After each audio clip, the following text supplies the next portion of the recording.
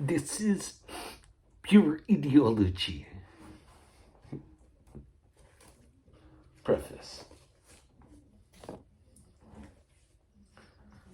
The philosophical thought of any age is always more varied and more complex than it at first appears to be. With all due respect to its distinguished predecessors, however, the 19th century considerably outdistances the 17th and 18th centuries, at least in the sheer bulk, variety, and complexity of its philosophical ideas. For this reason, it is unusually difficult to find one great theme or issue with which most of the major thinkers of this period are all centrally concerned. Indeed, the very juxtaposition of such fabulous names as Hegel and Nietzsche, Marx and Mill, Comte and Kierkegaard at once calls to mind unprecedented differences not only in philosophical temper and style, but also in background and method. In the 19th century, whole philosophical dynasties rise and fall within a few brief years. In the technical jargon of one school shortly becomes the gibberish of the next. As the century wears on, party lines become increasingly confused, so that useful, unmisleading classifications of philosophers become virtually impossible.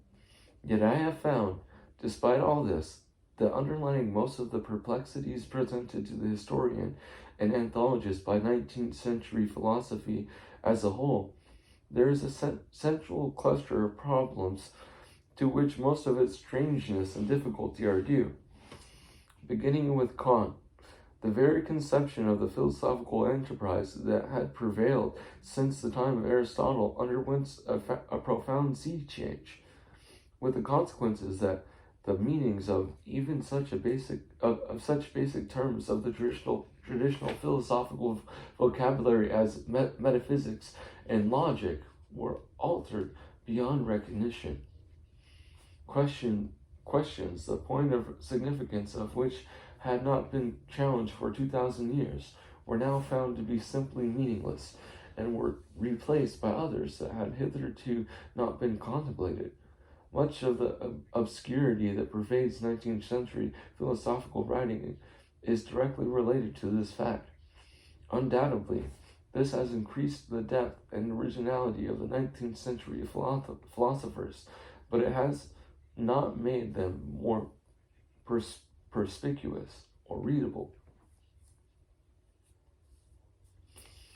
Choice of particular philosophers to be represented in this volume has been further complicated by limitations of space. I realized from the outset that not every philosopher of major importance within this period could be included if the book was not to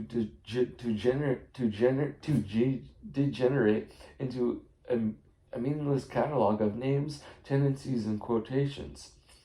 My ultimate choices were based on the three considerations of originality, historical influence, and contemporary interest.